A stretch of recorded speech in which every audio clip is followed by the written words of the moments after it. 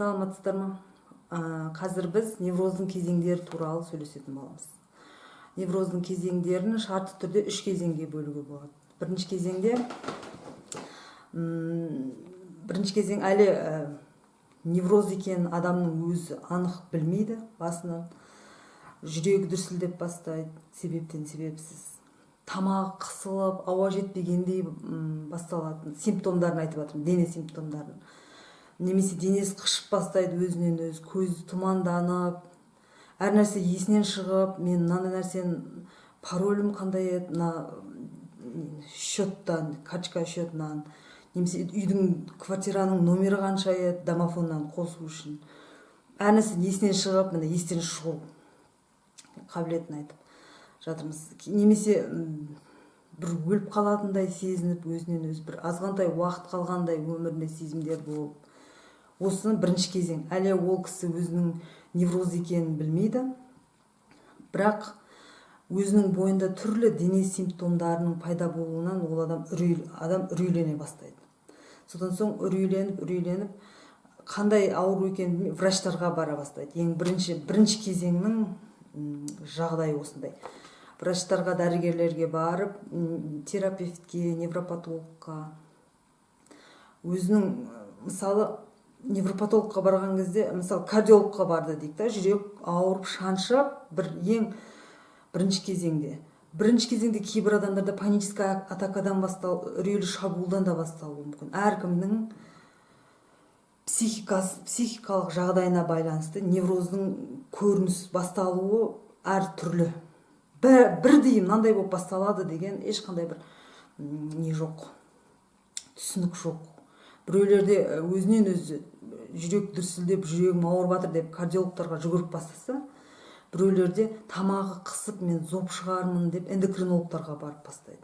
Бір адамдарда ұйқысыздықтан басталуы мүмкін невроз. Ол бірдей мынандай болып басталады деген заңдылық жоқ. Бір адамдар өзінен өзі депрессивті жағдайға түсіп, менің өмірімнің санаулы күндері қалдау деген ой келе бастайды. Бір адамдарда бірден ой ағымдары көп болып, өзінің ойын басқара алмай қалатындай сезімдер болып,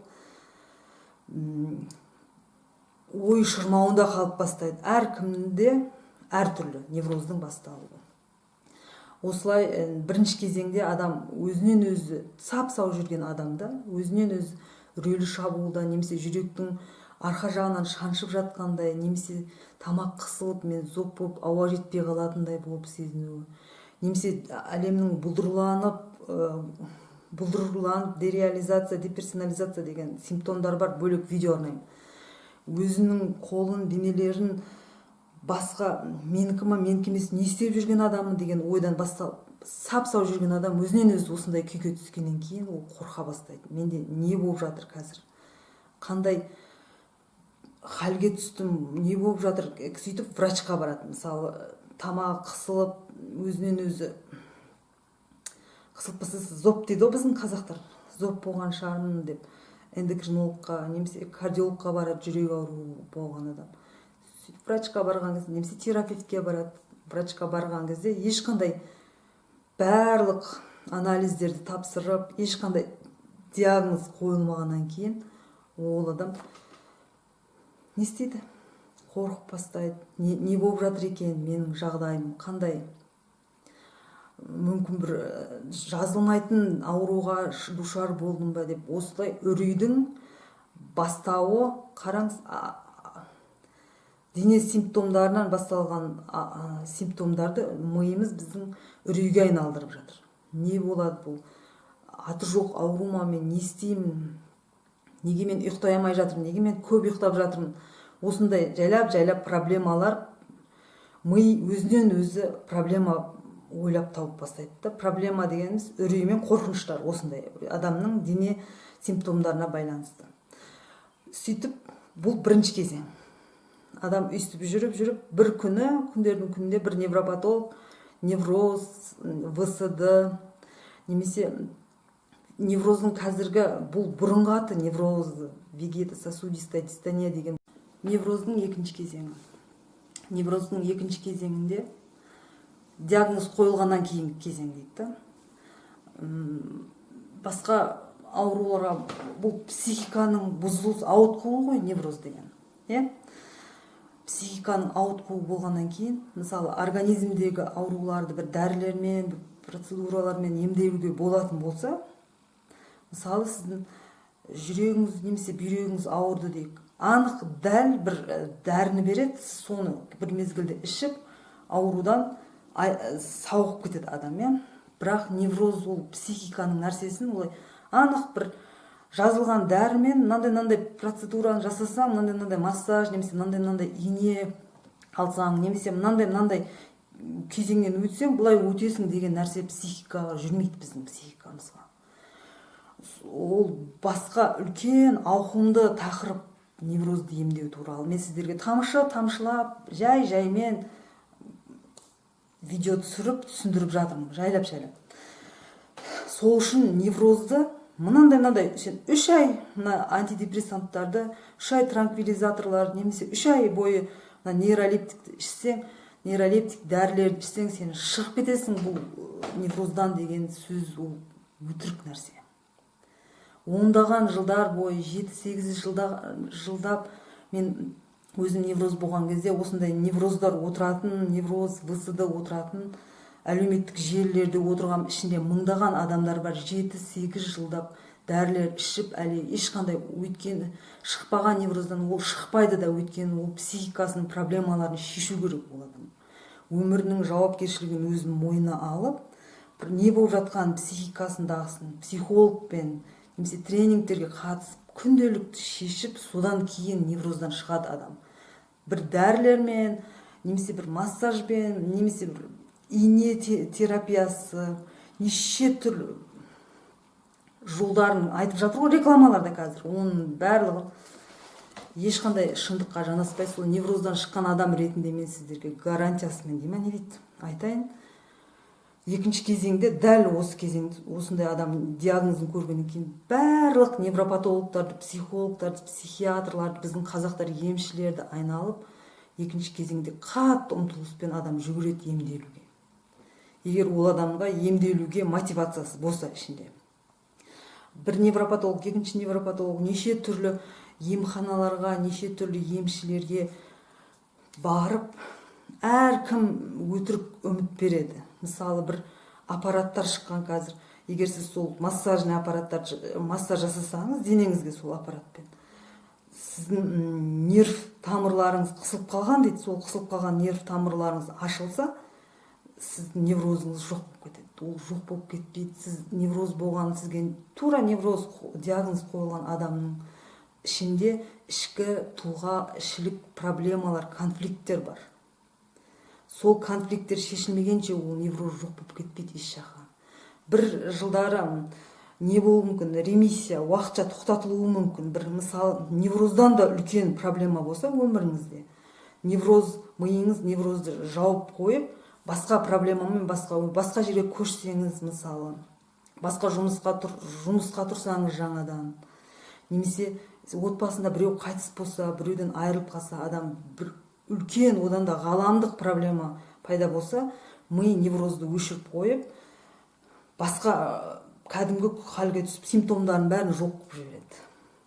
Бірақ оған шейін проблеманы шешпегенше невроздың симптомдары бірінен кейін бірін ауыстырып, өміріңіздің соңына шейін жалғастырады. Ол невроз сондай психиканың ауытқуы.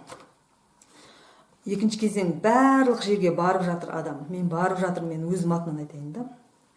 Адам өзінің атынан айтса, сезімдері мен халдерін, сонда басқа адамның түсіну оңайлау болады. Барып жатырмын мен невропатологқа да, жүрегім дүрсілдеп жатыр, мен кардиологқа барып жатырмын, эндокринологқа қайта анализдер тапсырамын, басымды МРТ-ге түсіремін, мен миымда бір нәрсе болып жатыр ма деп. Психиатрға да барып жатырмын. Бірақ барлығы денедегі симптомдарыңыз, дене организм сау. Психиатрға барсаңыз, невропатологқа барсаңыз, невроз деген диагноз қояды да, қолыңызға дәріні ұстатып, дәрінің рецептін жібереді адамды. Болды, осымен молдаға барады біздің қазақтар. Неше түрлі сибирское здоровье деген нелер бар, ұйымдар бар, медицинский дәрілер сататын.